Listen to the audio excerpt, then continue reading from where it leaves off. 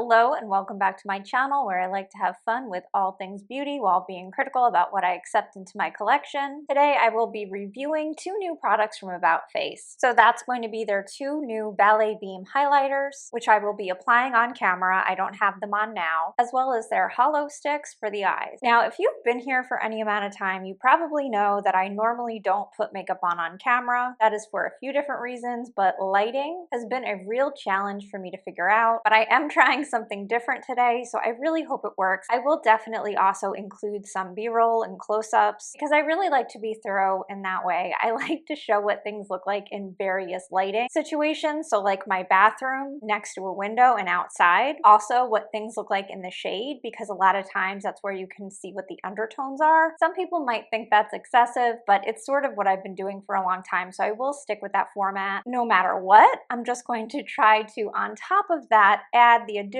of actually being able to show what these things look like while they're being applied in the full screen. A lot of times I will include B-roll of me doing this in my bathroom, but whenever I'm doing that, I'm using my phone and it just never comes out as well. This is a 4K camera and a very expensive lens, so I might as well start using it more to its fullest potential. So that is what we're going to be doing today. I hate looking at my eyes like this, so I'm going to very quickly start with these Holosticks. I bought two of these, so I have the shade Technicolor Vision and Cosmic Dust, and just because I won't be able to hide my disdain for these products, I will start by telling you straight up, I really dislike both of these. I have tried them a few times now, and I have to say, unfortunately, one of the things that I'm looking forward to after posting this video is not using these again, because I find them very unpleasant to work with. It is mostly due to this crayon part. The powder is actually fine, and I guess I could see myself in the future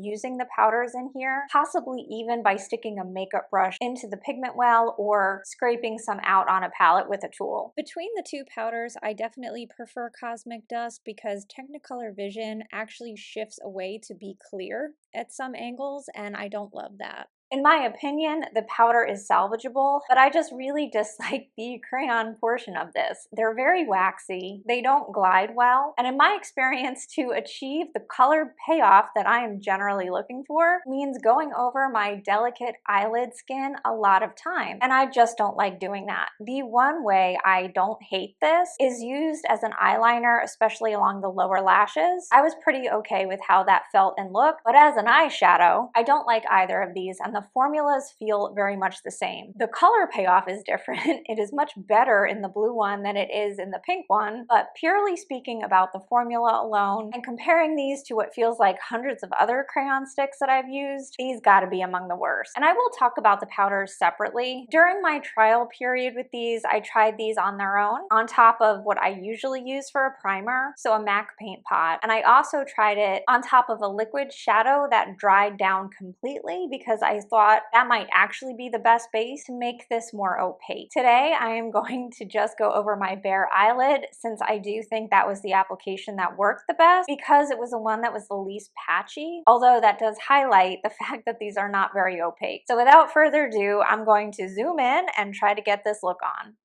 All right, I'm gonna try to look forward as much as possible, but my mirror is off to the side, so let's just hope that you can still see enough.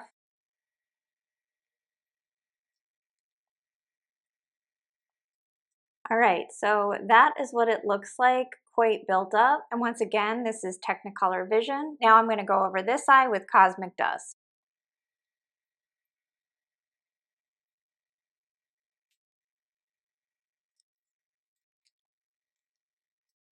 All right, and here you have Cosmic Dust. I do have the lights turned down pretty dramatically, so I'm hoping you can see the real color payoff here. Your Cosmic Dust is extremely subtle. It's really only noticeable when I turn my head in the light. I definitely prefer Technicolor Vision because the color is cool and it shifts from blue to pink. I just wish that it had a little bit more of a base on its own because it tends to look patchy even when it's not actually patchy. Like part of the shift is clear.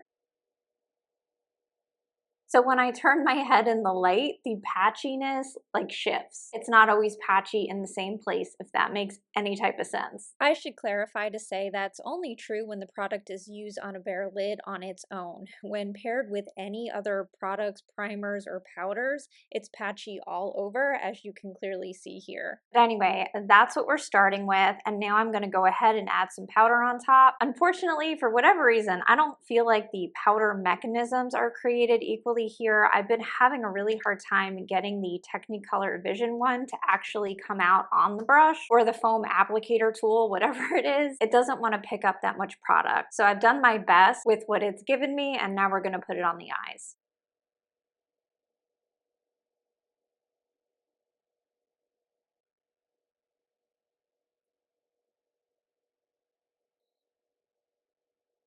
All right, I hope that translated on camera. From my end, I can tell you that not only did this not show up as really adding any pigment to the look, but it made it more patchy. Because it felt like the foam applicator did nothing but sort of disturb what was already there. Two other things worth mentioning that I don't like about this design is that this side is a twist off and the other side is a pull off, so I'm constantly forgetting, and I've separated the packaging in these at least once because of that. The other thing I dislike is the fact that this just doesn't feel sanitary to me. You have to use this applicator to get the product out, and then it makes the most sense to put it directly on your eyelid. If you're doing that repeatedly, I don't care how many preservatives they add, I just don't like doing that. That's not how I use my other makeup. I clean my brushes, I sanitize my powders, and I put liquid products on a palette. And even though it's probably fine, it just kind of gives me the ick. Powder shadows do not glide over this sticky, waxy crayon formula very easily, unless you have a considerable amount of powder, and I'll show you how differently that looks with the other one. So with the Cosmic Dust shade, enough comes out on the foam applicator that it does actually go on top of the eyelid in a meaningful way.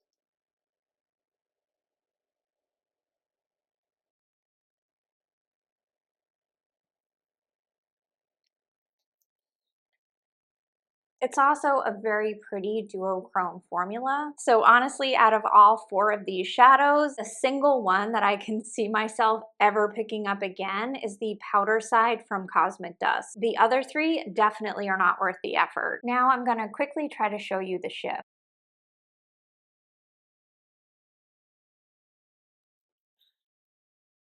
All right, now I'm going to go put on liner and lashes, and I will be right back. All right, so here's the eye look with liner and lashes. I always think that gives whatever I'm using its best chance. But I will say, when I was in my bathroom doing that, I realized that both sides are patchy. For some reason, I thought the powder side on Cosmic Dust worked a little better, and it does on its own. But on top of the waxy crayon, it looks gooey and chunky, and it's just not flattering. I should add too that these crease pretty much immediately. This is like 10 minutes after application, and it only gets worse.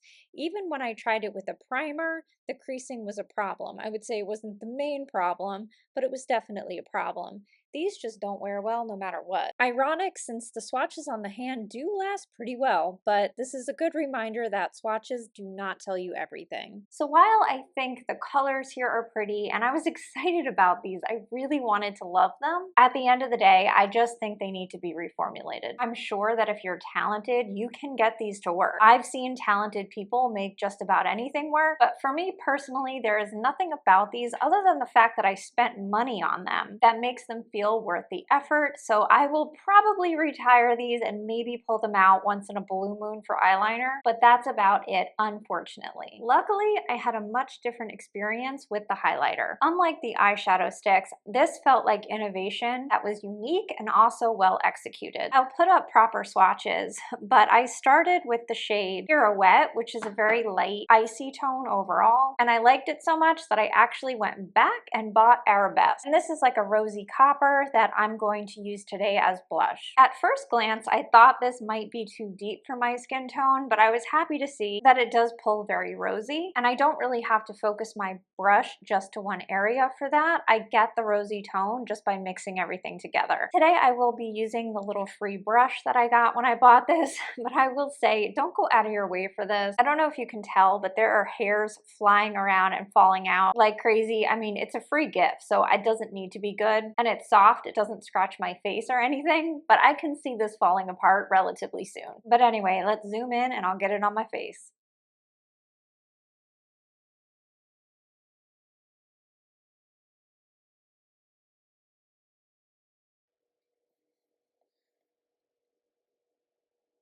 I actually like this shade so much. I think between the two, I might even prefer the deeper Arabesque, which is definitely not something that I expected to say. At the end, I'll show what this looks like with Pirouette added on top as a highlight. My one word of warning is that this does have a limit to how much you can build it up before it starts to look cakey. I have tested that limit, so I will definitely include footage of that. But used in a light layer, especially the icy one, I should clarify here that the cakiness issue is way more of an issue with the lighter shade than the deeper shade. As you can see here, I have the deeper shade built up quite a bit, and it's not actually doing that. So it really is only an issue with the icier Pirouette shade. It's a very creamy formula, but it dries down to a more powder-like finish. And this is it with no light at all. And now I'll go ahead and add some Pirouette on top of Arabesque. And as you can see, the two do layer nicely. When it comes to the question of whether or not these contain visible glitter, I'm going to let you look at the footage and decide for yourself, because I've definitely heard a ton of people say both. Yes, it does contain glitter, and no, it doesn't at all. I don't mind a little bit of glitter in my highlighter, so it's not a deal breaker for me either way, and I don't think the glitter is like chunky or super noticeable. I think blended out, it's quite subtle, but this may be a deal breaker for you, so I definitely wanted to point that out. So I just had to adjust my lights again, and I added a lip and some more face powder. But looking at my face in the mirror, once again, I was reminded just how much I like the shade Arabesque. It really is a gorgeous blush highlighter duo, and I don't have a ton of things like this in my collection. I do have more icy highlighters, so this one stands out more. It also doesn't blend into my skin as well. And don't get me wrong, used on top of blush, how I would normally use it, it does look better than it does right now, which is quite gray. But in general, it's just not quite as unique. So between the two, this is actually my top pick. That being said, I will still absolutely use both of these. And I think the price is good, so I don't feel guilty having both. But do I think everybody needs to drop everything and run out and buy them? No, I definitely don't. I think we've been starved for unique and interesting things as of late, and this fit the bill for a lot of people. But ultimately, I kind of feel like some of the enthusiasm is a little exaggerated. When I say that, I am not discouraging anyone from giving them a try. I'm just saying, if you have a lot of makeup, maybe temper your expectations just a little bit. So do I love these? Yes. Am I happy they exist? Yes. But are they going to be my new favorite everyday highlighter? Probably not. I will probably use Arabesque a lot as a summertime blush, but if I'm going for an icier highlighter, I have other highlighters in my collection that just work better for me. They blend into my skin more seamlessly. Just a quick word about using these on the eyes. This is not my preferred formula for an eyeshadow. It's too thin and creamy, and it creases pretty much immediately.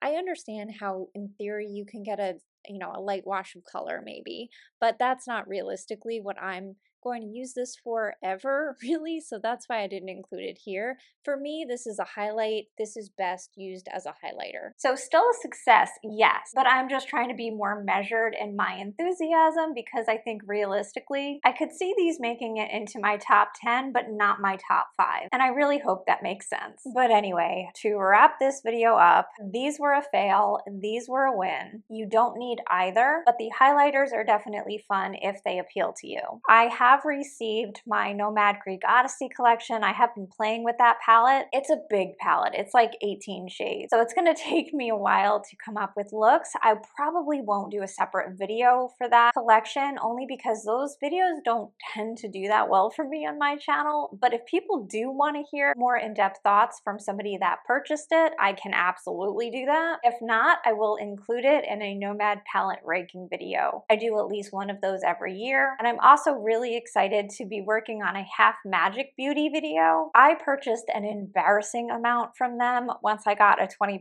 off coupon because I was so impressed with the Euphoria stuff. So I'm a little nervous about that one because I don't know how popular that brand is. It's probably not on the top of everyone's list, but I was curious and I did what I did. So I will definitely at the very least make a video when all of those things come in. I try to do a pretty even split between luxury beauty, which I absolutely love, and indie or more creative makeup because I love that as well. And hopefully if you found this video, you like one or both of those things and we can be friends. But anyway, that's enough for me today. Thank you so much for being here. I hope that you're taking care of yourself right now. I love you so much and I'll see you in the next one. Bye-bye.